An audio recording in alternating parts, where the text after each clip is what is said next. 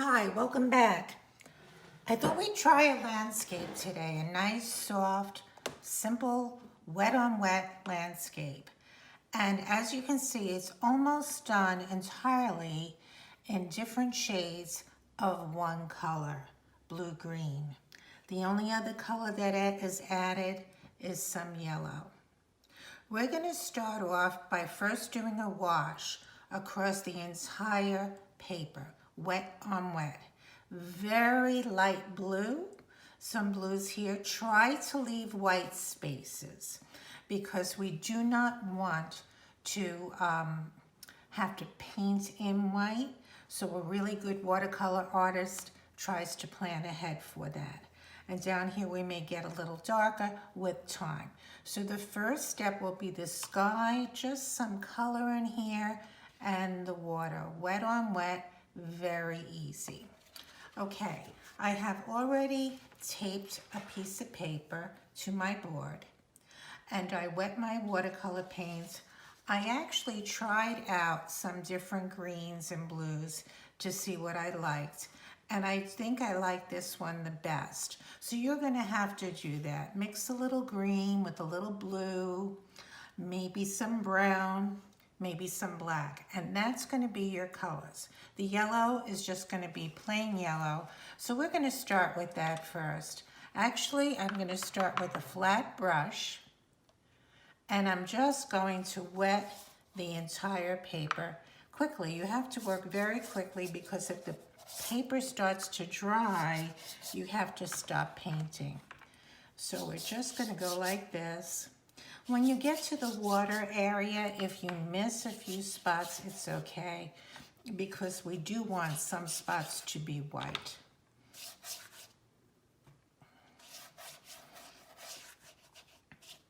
Okay, so with the sky, I'm gonna take some cerulean blue, that's that pretty turquoise color, mixed with my blue-green, and I'm just gonna put in a very light coat. Remember, we can go back and do this again and add darker areas. But for right now, just white is really fine. A little more blue. Okay, that might seem dark, but remember, all we have to do is add some water and we're good to go.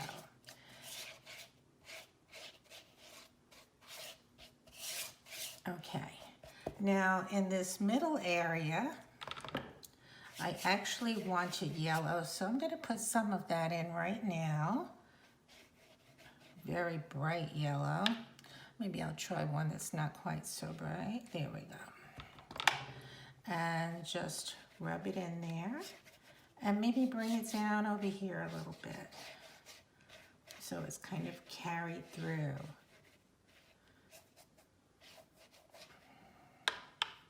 If you see a section like this, that's because the water isn't there, so I'm just gonna put some water and spread it out. Now where the yellow touches the blue, guess what? It turns green, and that's perfect for what we're doing.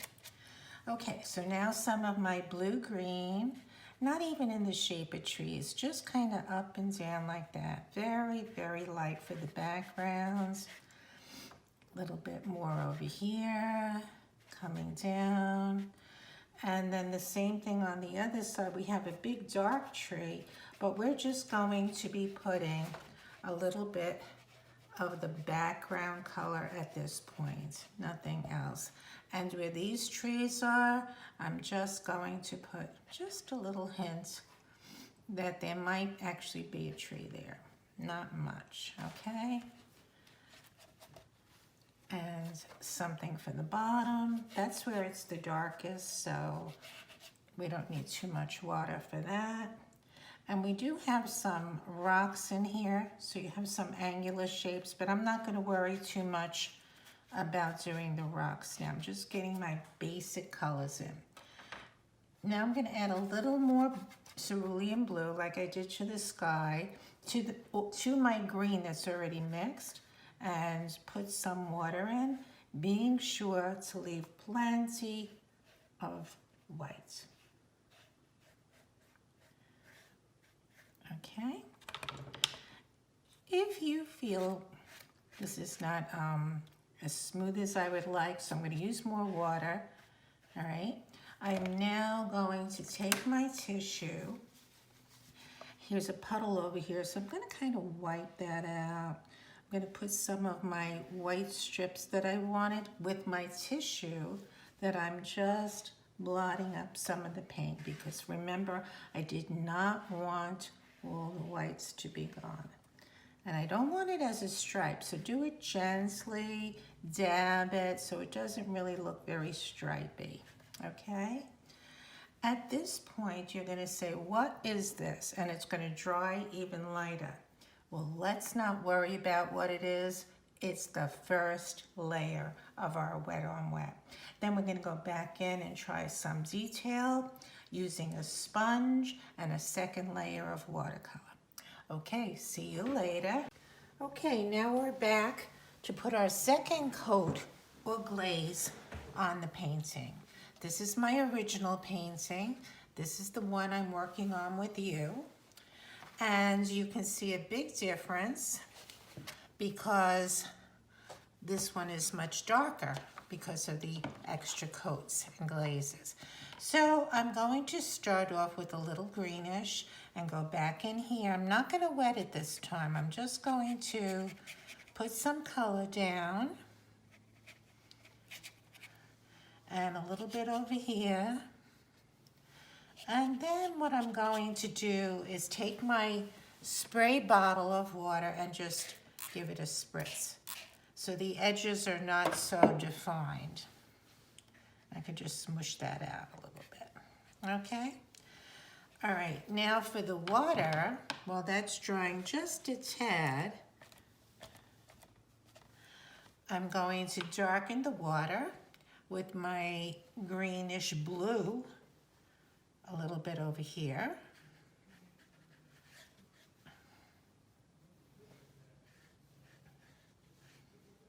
Remember, you do want to leave plenty of white. That's what's going to make it look like water.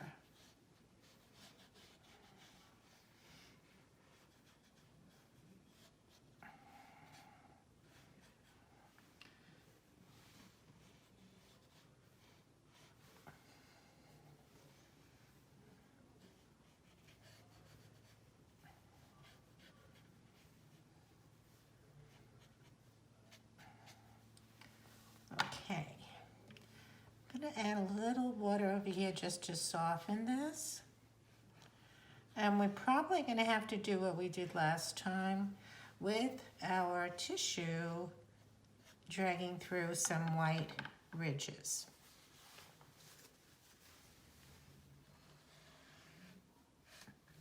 Just comes out a little softer when you do it like this.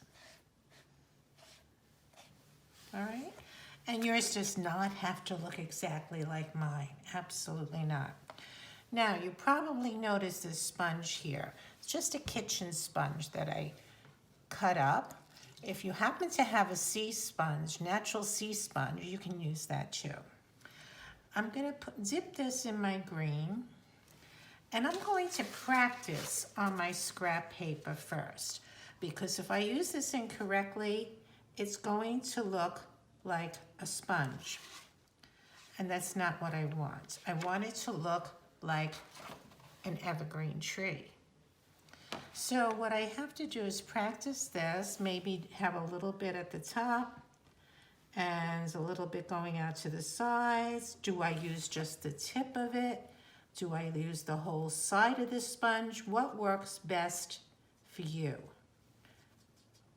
Okay? So when you think you have it pretty good, I think you should try it. And remember, if you really hate it, just blot it and we can take it right off. So I'm putting it over here, hoping this green is a little darker than what's down there.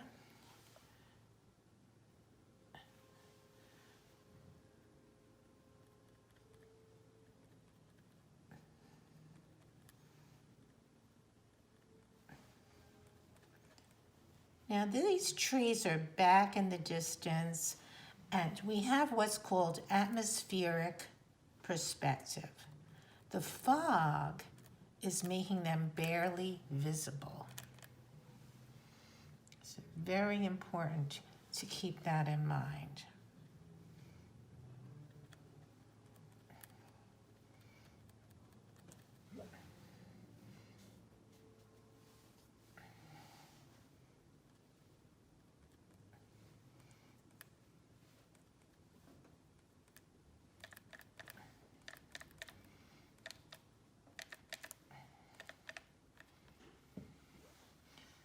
Now this paper is smaller than this one, so I'm only going to put two trees. Maybe I'll put a tiny one over here. You judge for yourself if you want that extra tree or not.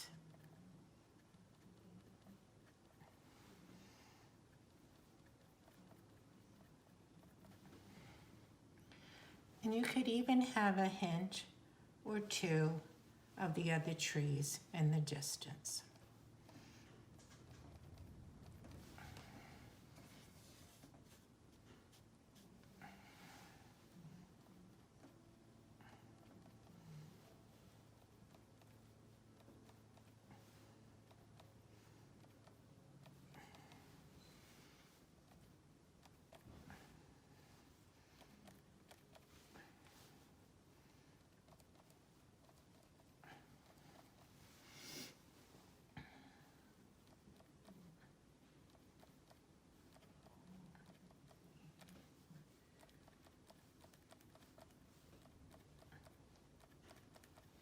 None of this has to be exact. We're just giving the illusion of the trees in the background.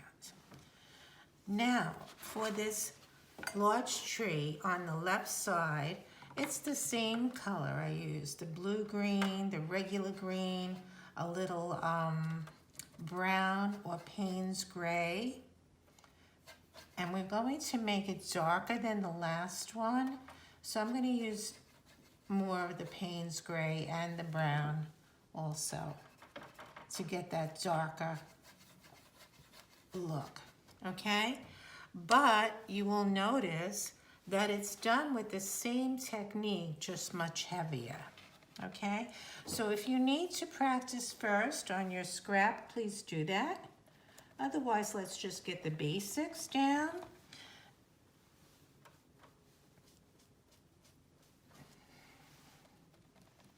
Oh, I got a little extra black on that one to mix that in. Remember I said if you get something you don't want, just give it a spritz and blot it.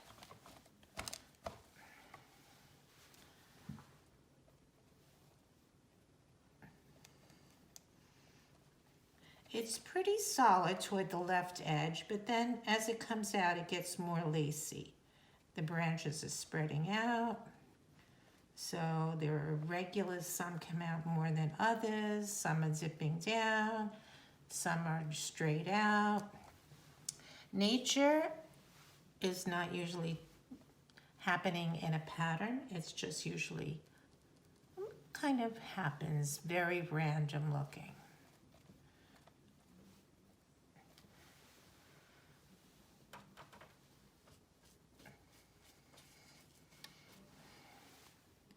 I would like to make this tree pretty dark so that I can have one in front of it that's a little bit lighter, and that would look better.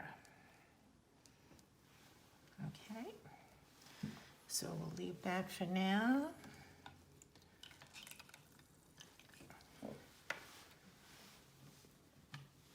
Let me mix a little more of that color. But this time I'm going to add some yellow to it so that it doesn't look exactly like the other one.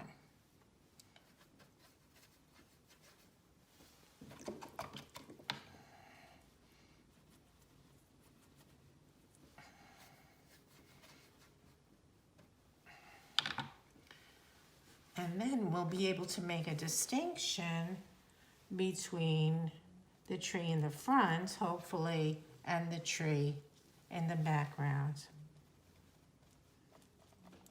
Get the colors down first, and then we'll see if we need to adjust them.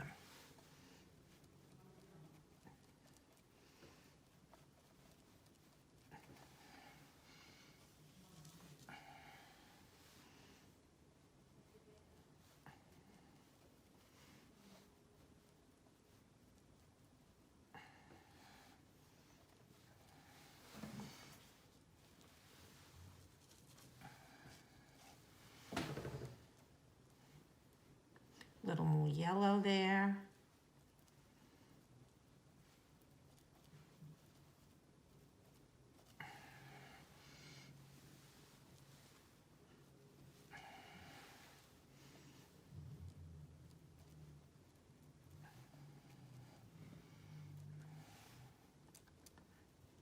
Bring that one up a little bit more. And now it looks like these two trees are in front of the one behind it. At this point, I can actually take a thinner brush and put my bark in. I'm going to make one side of the tree a little darker than the other to give the idea that light is coming from one side as opposed to the other. So we'll start like this, kind of have a little bit up in here and then down. Remember, it does not have to be straight, it's a tree. And another one over here.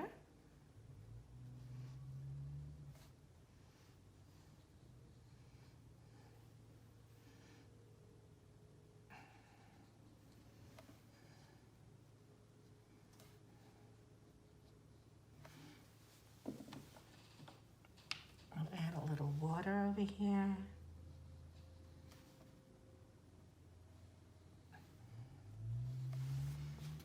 I'm going to blot these because the foliage was wet and it kind of spread out. It would be better if it was dry before you put the branches in.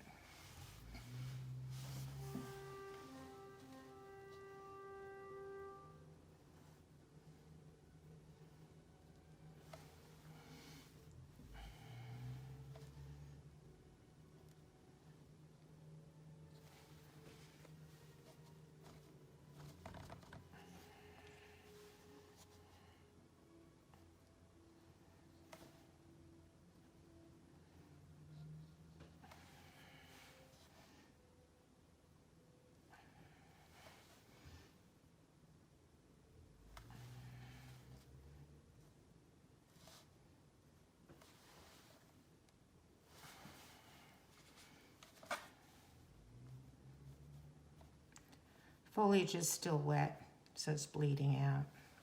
We'll save that for later.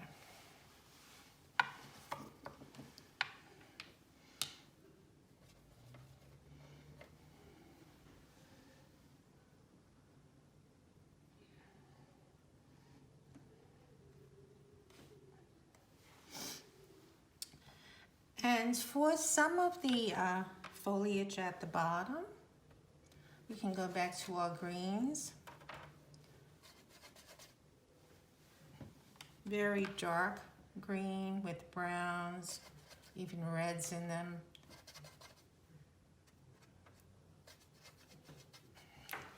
And what I like to do is start at the bottom and go up. And as I go up, the brush lifts off the page and it gets much thinner.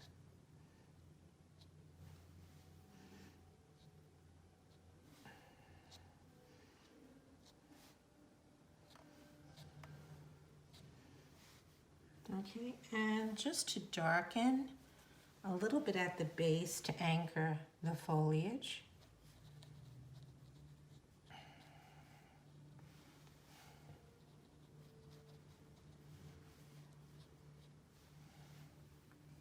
Okay. Now this came nice, but I think it needs a little more distinction. So now that it's starting to dry, I'm gonna go back in there with my sponge and give it another dab. So when you come back, you'll see that more distinct, and then I'm gonna show you another technique. Okay, so let's let this dry, and then I'll put a second coat on these trees. Okay, now for the finishing touches. I like the way my trees look. I like the way this has been brought out with the lighter green in the front. Next step will be to do the rocks. For the rocks, I'm going to use a credit card, an old credit card that you might have, you don't need. And this is really amazing. I'd like you to try it first on a piece of scrap paper, okay? And if you don't want to use a credit card, not a problem, because you could also do a dry brush technique. I'll try it right over here. Sort of left a spot for it. And maybe one over here.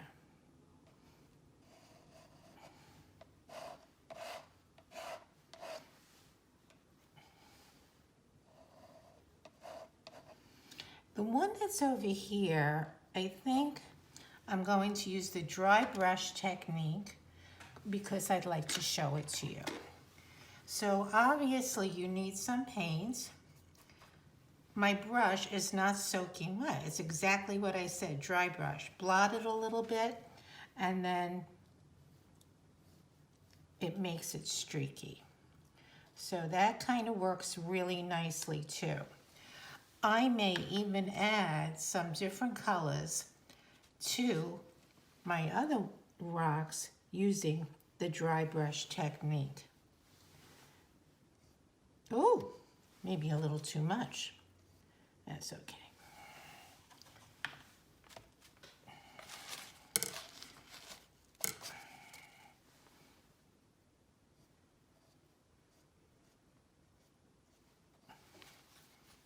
How do we get rid of colors? Just blot them. A little water and blot them. Okay, we'll try that again. I'm drying my brush, taking a little bit of color, wiping some off this time, and putting it in.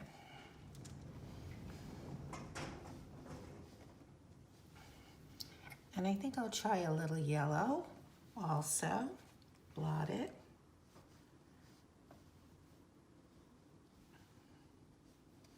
And if you feel you want to go back and just get a little more brown, do that too.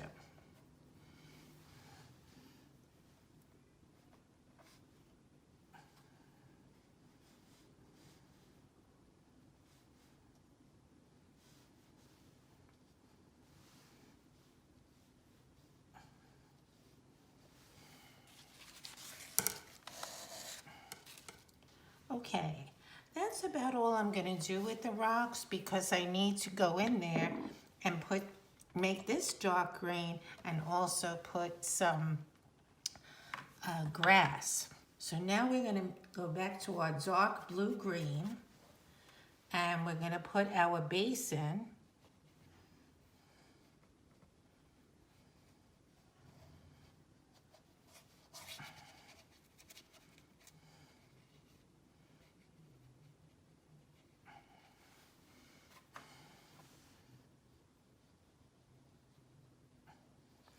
You don't need completely straight lines because the foliage is growing over the rocks. Okay, so I may even put some up here, separating these rocks. All right. And for the grass, again, you may use your credit card and just swoop it into that paint and put a few lines. Look how nice and straight they come up. That's definitely one way of doing it with your credit card whenever you need very straight, thin lines. Another way, of course, is to use your fine brush, or if you decided to go out and buy a rigger, it is a thin brush and it makes beautiful, beautiful thin lines if you wanted to have them more like waving in the winds. I always start at the bottom so that I have a thin line at the top. May put some brown in there also to mix with it and not just have one color. I may put some orange. And please put this wherever, oops, you would like it. Okay, not just where I have it, but wherever you think it would be nice to put it. Dropping water all over this.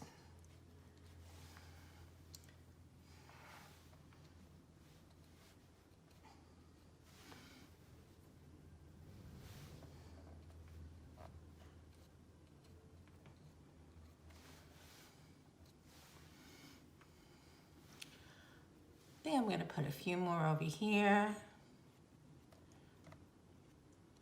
I don't want it to look like it was planned out. I want it to look a little natural. Some could be dark, some can be light, bigger than others. Let's try a little yellow with this one.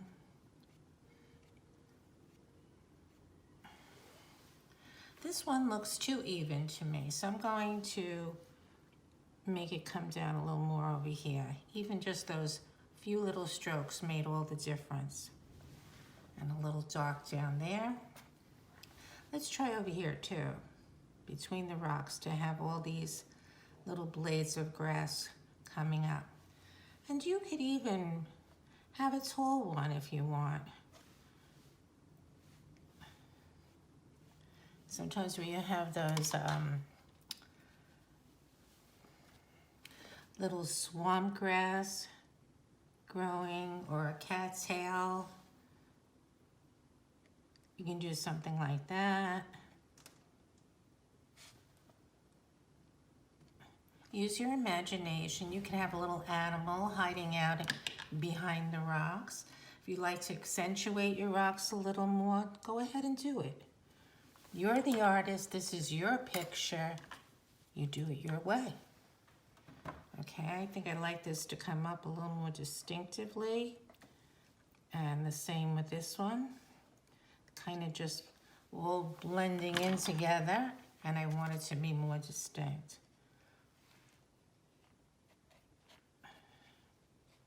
There we go. And so I'm even going to make the green around here more distinct, so that you actually see that this is not grass, this is a rock in front of it. And you could use your rigger or thin brush or your credit card to even have some grass coming up in front of the rocks, if you think that looks good. So please feel free to do whatever you like with this. As I said, it's your picture. If you want to put some birds in the sky, you can do that. I'm going to make this really dark so we can see. I feel like it needs to be dark over there. And I'm going to get a little bit dark to anchor this grass right in here and over there.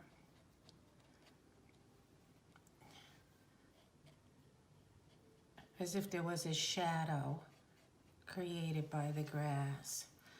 And if I wanted to put a little bird or two,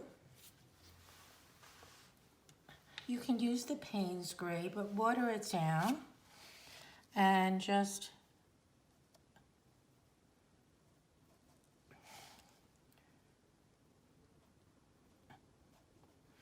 there you go.